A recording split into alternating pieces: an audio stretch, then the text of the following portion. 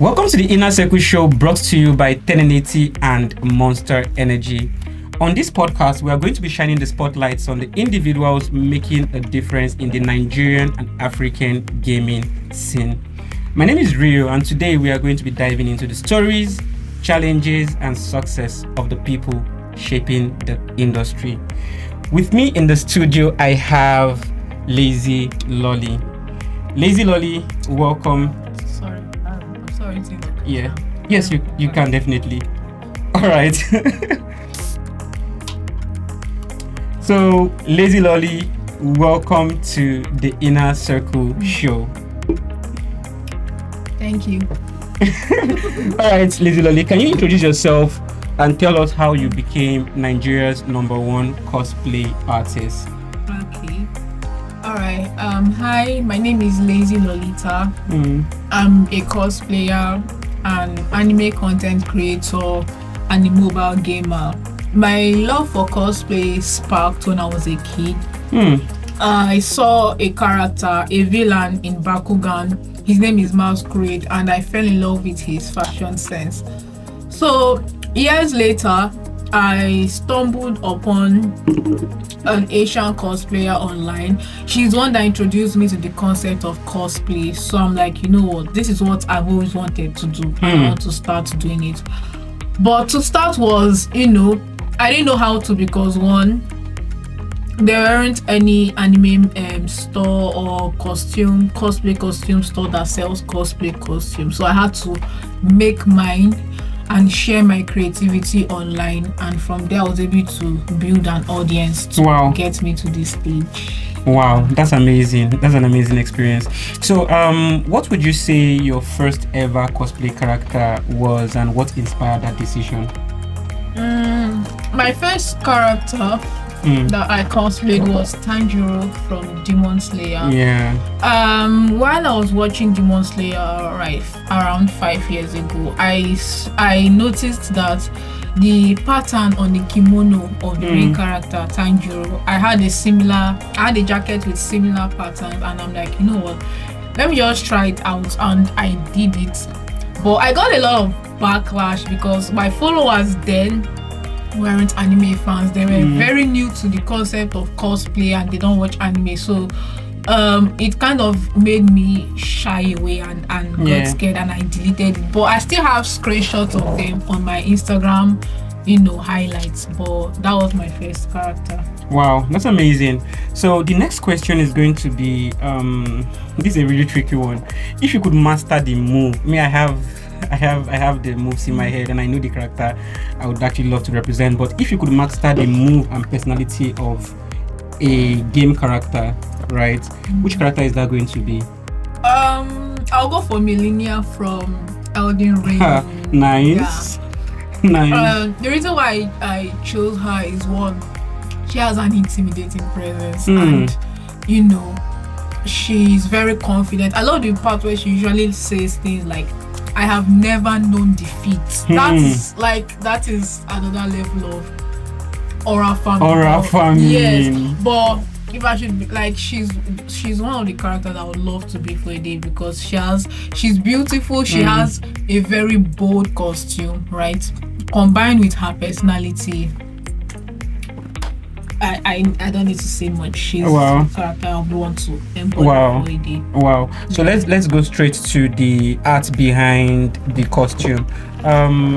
How do you design and source for your costume materials? Locally, I've seen a lot of your content, and they're actually quite amazing, considering that this is Nigeria and this is Africa, and a lot of people would be wondering online, how is she able to create this thing to look very, very similar to the original? So how do you do that?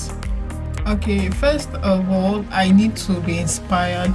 Whether it's from a game or from an anime, I have to be inspired first. Then I study the character. I go online and search for the character to see the front view, the back view, the side view. I also check if there are other cosplayers that have done the character, that have cosplayed the character, to see how they were able to do it. Then next thing I plan. I when I'm done studying, I notice, okay, this is the costume, this is the material I can use for this, I can use this for this, and I go to the market to get those materials. But there are times where you won't find the materials in the market, so you have to like improvise and look for something that can also do the job, you know. So I go home, I start sewing, I style the wig, I build the props, and voila, costume ready. Awesome. So down to sometimes I see your shield, I see the headgear, I see the shoes, and they are really very, very complex, you know. And I don't still understand how the materials itself, like some of them, they look like rubber, some of them look like plastic, but they just come out looking very perfect. So I don't know if there is a magic behind it that just makes it to just come outside looking very, very natural and looking very, very original. Is there something special that you do? Because I mean, it's not just the fact that you are also a stylist and you know how to sew. Some people know how to sew, but they don't know how to sew that or design that particular outfit. So is it a matter of creativity? Is it a matter of just help us break it down?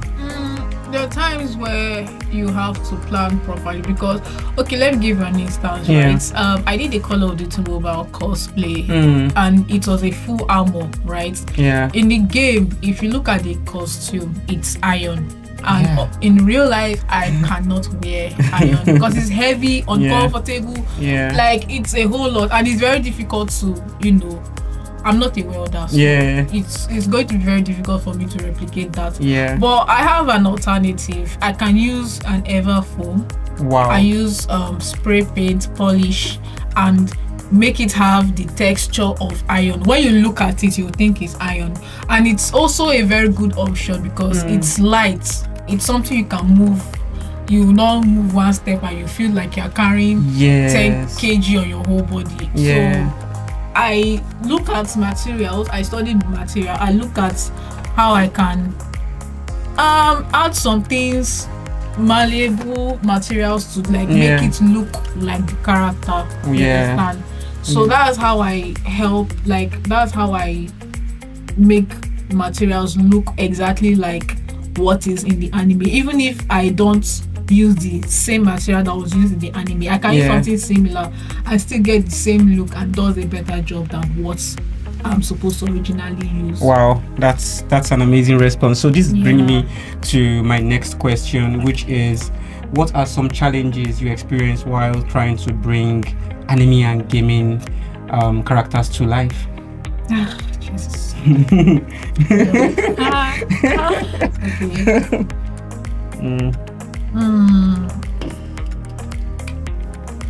First is the unrealistic features that most of all these gaming characters and anime characters have. There are some characters that have a hairstyle that defies the law of physics. Like you have one that is going against gravity. You have some unrealistic body features and you'll be like, how on earth am I supposed to recreate this, bring it to life, and it to still look accurate as way it is in the gaming or the anime character, you know, in the way it is in the anime. So another issue or challenge that I face is, so about this unrealistic look, right? Finding the material that can do the job, that can defy the law of physics and give you that output. Like you have because ordinarily if you wear a cape, the cape will go down normally, but in the game it's floating. So you have to figure out how you can make that cape float. And you know, so finding materials that is light, that you can bend and can make hang so it look as if it will float. It's one of the challenges that I face when I'm trying to recreate gaming characters and anime characters. Especially game. It's always in the gaming. It's always game designs that always have complications with their design, which is unique and is beautiful, but sometimes God. But those are the challenges I face. Okay, so I think that's actually very, very remarkable because game characters, like you said, they are very, very complex designs.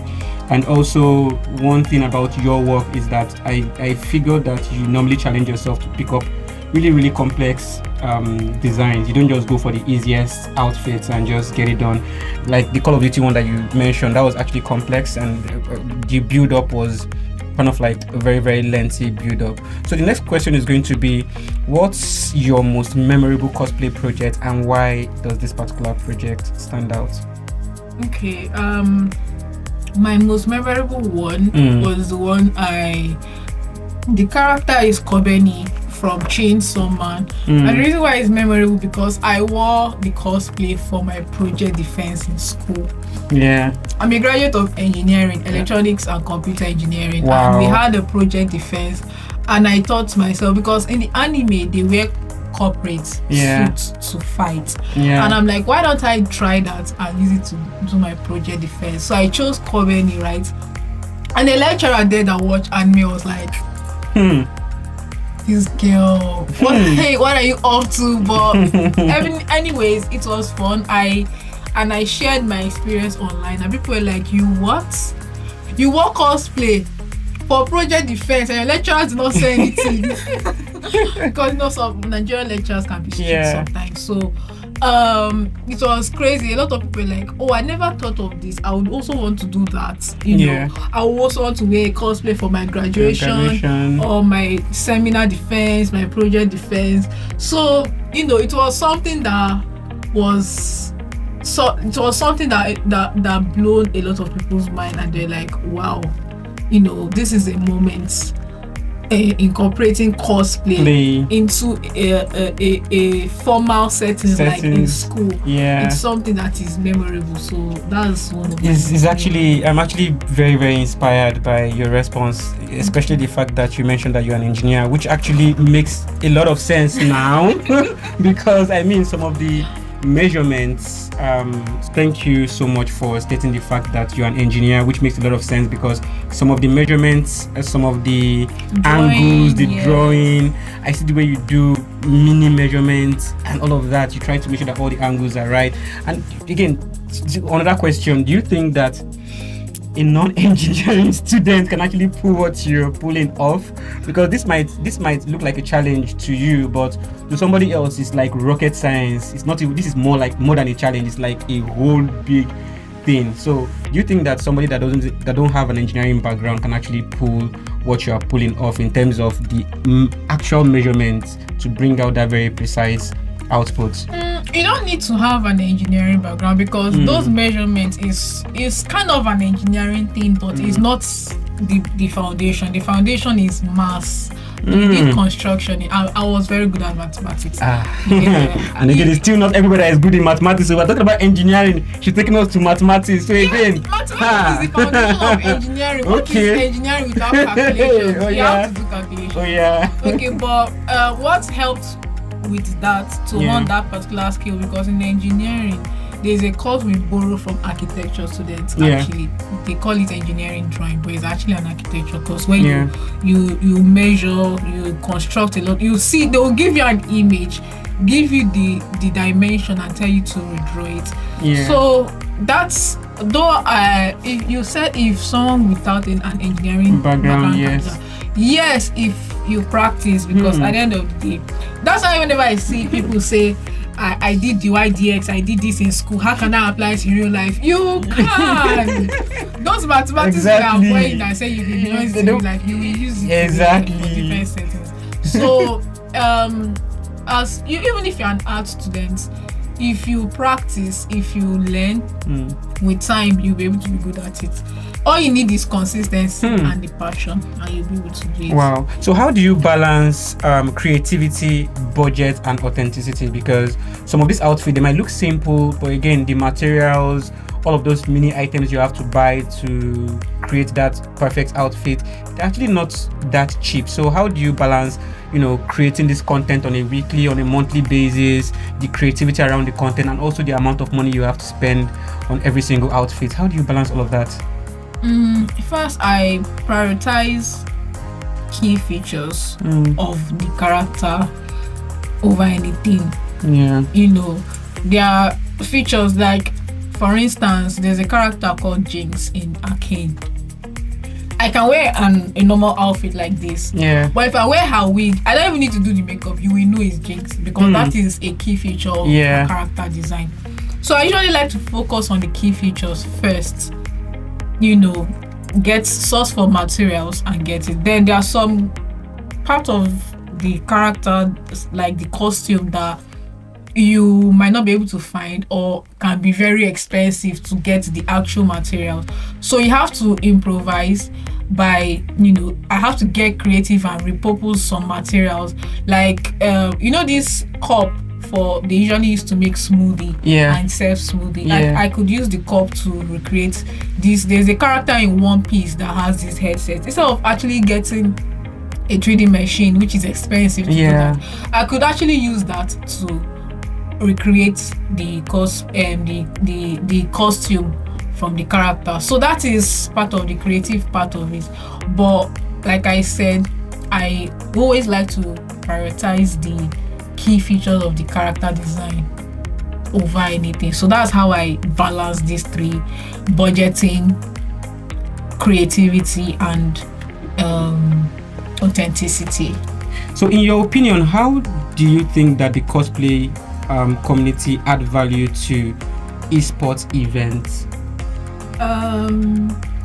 First, cosplayers bring this exciting and enticing atmosphere at events. It helps, to boost interactions among, gamers and fans of cosplay in the event. Also, it helps celebrate, the creativity of this game developer, because some of all these character designs, them coming up with that concept. Like, for instance, there's a character in Genshin Impact that the base of her hair is red, the tip of her hair is yellow, and the way it's blended looks like a flame, like her hair is made of fire or something like that. That is a very mind-blowing concept of like how the character developer came up with that concept is mind-blowing. So cosplay helps to celebrate that creativity in the gaming space. So it's also helps, people that are not in the gaming space, but like if they see a character, for instance, there are people that, let me give an instance, like my Mythic Sophia cosplay. A lot of people don't play Call of Duty Mobile. But when they saw that character, that curiosity will make them want to go and play the game. So it also helps build the gaming community, because other people that are not in that space, when they see how these cosplayers they are able to celebrate the creativity of these game developers by embodying the characters, bringing them in real life. It brings people's curiosity to be like, okay, let me play this game and see how other characters are, and from there we have successfully helped to grow the gaming community. Absolutely. So that's what I would say about that. Absolutely. Okay, awesome. So what are some memorable experience you've had in esports tournaments in Nigeria and Africa? I've had a lot of memorable experience, but the one I would say stood out was the one I had in Ghana. That was my first esports tournament that I attended, and I didn't know the gamers in the esports space were anime fans. I just assumed that gamers is only game. They don't want to see how the other communities are doing. So when I got there, so what the gamers that don't know anime, they're looking at my Gojo cosplay like, what's this girl wearing? What's this? Like the hair, like they were curious. And also some of the gamers that are anime fans are like, oh my god, that's Gojo from JJK. So when they're talking, other people that don't know were like curious, and they're like, okay, this is an anime, or you watch Dragon Ball. And from there, they were able to have like, I don't know, they're able to understand what was going on. And also me personally, because I am not a football fan, I don't watch football like that, but seeing how the Ghanaian gamers there, they were able to connect during the tournament and see how they were dribbling in the game. I was like, oh, this is something that maybe I should actually give football a chance and go and watch it and get to. I want to experience what these people. I want to enjoy what they are enjoying. I want to understand what is this drive and passion that they have for football. To be able to go this hard at the tournament. So it was one of like my most memorable experience in esports. Wow, that's amazing. So what would you say that your vision for cosplay is in Nigeria and also in Africa? The cosplay community is growing, that's for sure. But currently all I see cosplayers do is anime. But in the future I hope to see them go into the gaming space. There are wonderful games with mind-blowing character designs that if they attempt to recreate that character, like the costume, they will learn a lot, because designing an anime costume is way different. Gaming character designs, they are crazy. They always like to push you to your limits to learn. You will learn different things, how to make something float, there's this character in Genshin Impact, right? Her shoe is basically transparent and there's a ball under her leg. Bruh. You can never see that kind of design in any anime. So what I hope to see in the cosplay community in the future is they should learn, like they will actually, not that they should learn, they will actually go into the gaming space and other niche, try and recreate characters and celebrate characters from other niche outside of anime. So how do you navigate the Nigerian entertainment industry as a cosplayer? Because it's kind of like a new industry, not too many celebrities or influencers actually know about cosplay. Some people find it weird that people can actually just dress in different costumes to events. You made an example about your school where you had to dress in a costume and people were like, wow, that's insane. So how do you navigate the esports, the entertainment industry as a cosplayer? The gaming section is also an entertainment industry. So there are 3 different sections I would love to address. The gaming industry, I usually navigate the entertainment section of the gaming industry through streaming online. I play PUBG Mobile on live, Call of Duty Mobile, and from there I get to meet people and other people get to see me for the first time. I'm like, get to know me. I get to know people, get to understand how they are. I get to interact with them in real life. There are times that I add them to my life. I will get to talk. I get to understand their experience. Also, in the entertainment industry, like the music industry and the Nollywood industry, so far I have had a little interactions from them. Though I would say their response to my work is curiosity most of the time, because it's not something they are used to seeing. So I have seen artists that they have this vision that cosplay can help enhance. For instance, maybe in their music videos, if they are going for a Chinese aesthetic or they are going for a superhero aesthetic or futuristic aesthetic, right? They will need cosplayers to help with character design, costume, like to design the costume, to build props, because at the end of the cosplay is like a creative space. We create a lot of things, style wigs. Cosplay will make you learn a lot of things, carpentry, sewing, hairstyling. You will learn things that you're not supposed to even have. You will not even expect that this is what I'm supposed to learn to be able to create this. So I feel that will play a very huge role in the music industry and also in the Nollywood industry, especially now that I'm saying that the Nollywood industry, they are going into this After Effects type of movie with superpowers and stuff like that. So the cosplay industry will also play a huge role by helping them create props that would help and also design costumes for their movies.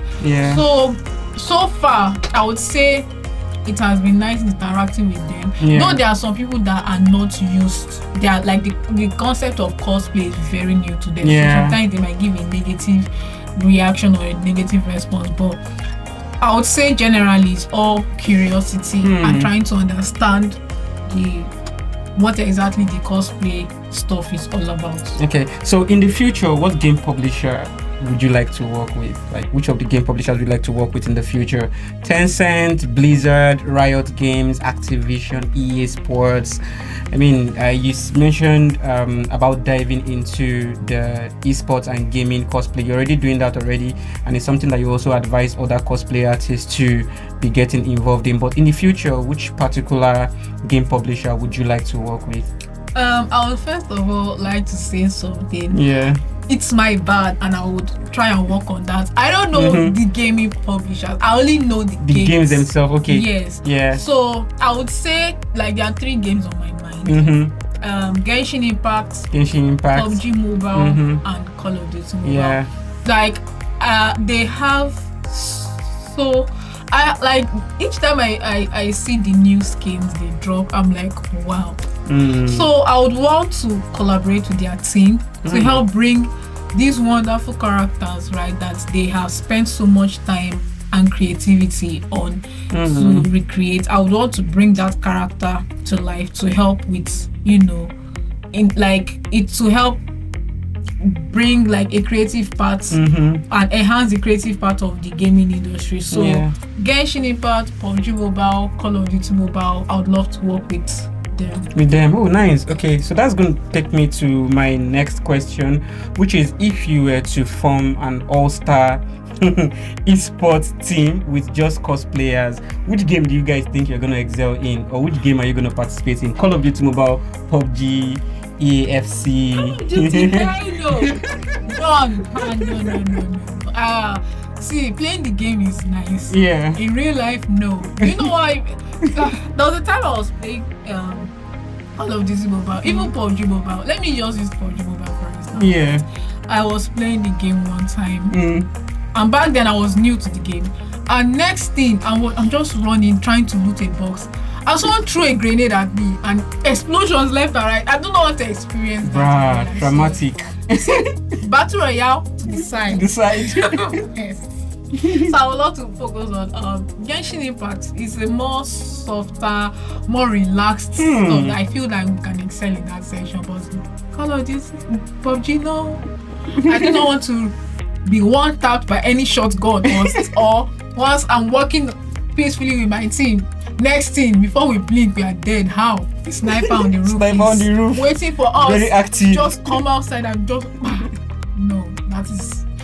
So you just in the game is nice. Yeah. In real life, it's terrifying. It's terrifying. So you actually love gacha games, nice RPG action games, where Genshin Impact also falls under that category. Yeah, but at least it's not terrifying. It's not terrifying or traumatic. Yeah. Like, if you are to push rank on Call of Duty, you're trying to get to legend or trying to be number 1 in the server.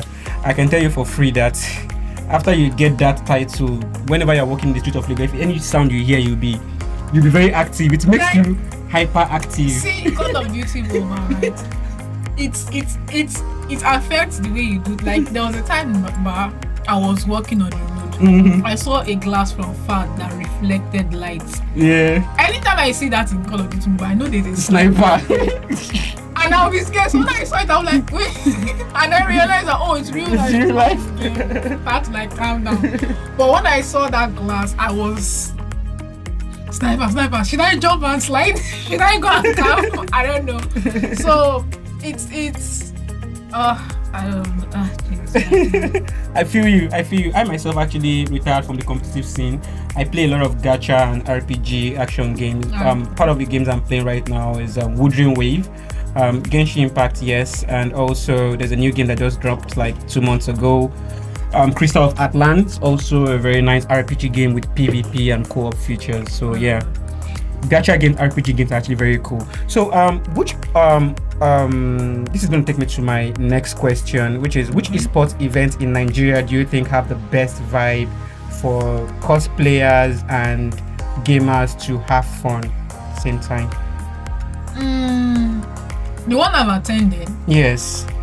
I would say the PUBG tournament that are held in I was it at Ikeja? I can't quite remember. Adela Hall. Yes, Adela Hall. Yeah. Last year. Yeah. They collaborated with MTN, 10 and 8E and Monster Energy. Yes, and Monster Energy. Yeah. So I would say that was my best experience because ordinarily, when I attend esports tournaments, everybody just focused on the tournament, and after the tournament, vibes and go. But this was different. Like the vibe there was different. I first of all, I got to interact with a lot of other content creators that are in this space. I saw Free Fire gamers, I saw PUBG Mobile gamers, I saw Call of Duty Mobile gamers. I also saw PC and console gamers there. There was food, there was vibes, like even a lot of people that were not gamers came there, and nobody was carrying shoulder, just sitting down and looking, okay, the tournament is over, let's just carry our bags and go. No, everybody was taking pictures with each other, talking, interacting. MTN gave gifts. They gave a power bank. I didn't even know MTN had power banks. And the power bank is strong. Jesus Christ. So there were gifts. 10 and 8E gave me gifts. MTN gave me gifts. Infinite gave me gifts. So when I got there, a lot of people interacted. It was a vibe. As the tournament was happening, people there were interacting with each other, having fun, also paying attention to the tournament. But after the tournament, it was a whole vibe. A lot of people were like, one person even carried my frying pan. I'm like, this is your mommy's pan. Your mommy see when we're carrying it from the kitchen. I said, no. Please don't tell my mom. If she finds out I carry a frying pan, it's an event. Because I dressed as it. The PUBG signature, the helmet and frying pan, the white shirt and the jean. So it was fun. When I go home, I'm like, wow, I wish that moment lasted longer than it did, but it was a vibe. I enjoyed it. So for cosplayers aspiring to be like you in the future, to upgrade their cosplay art to your level or close to your level, what advice would you give to them? If you haven't started yet, I'll advise to start simple. And if you started, just be consistent. Don't allow opinions online, because like I said, cosplay is a very foreign concept here in Nigeria. So a lot of people that are not used to it will stumble upon your content, and some of them will have mean things to say to you. So what I would say is don't take it personal. Ignore it and just keep pushing and be consistent. Oh, that's very nice. So there's this particular question I've been meaning to ask somebody with a very, very huge opinion in the anime and cosplay industry, which is, what is the greatest anime of all time? I mean, I have my own opinion, and I don't want to be the one to mention it so that you guys don't roast me. So I'm going to allow somebody with more experience to educate us on which particular anime she thinks is the greatest anime of all time. Which anime is that? See me, I don't care. Hey! If you like, agree with me. Oh yeah? Like. I give it your keyboard. Naruto is the best. Let's I know go. One Piece fans will come at me. You don't know what you're saying. Blah blah blah. One Piece is nice. Very is a goated anime.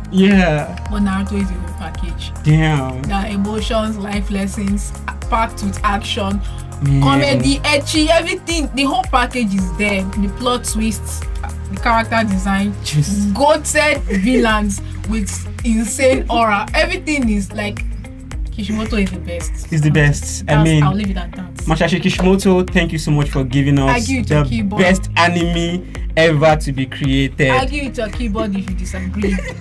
Thank God at least we agree on that particular part. Thank you so much. Lizzie Lolly, you have officially entered the inner circle, and thank you so much for being a part of the show. No problem. Thank you for having me.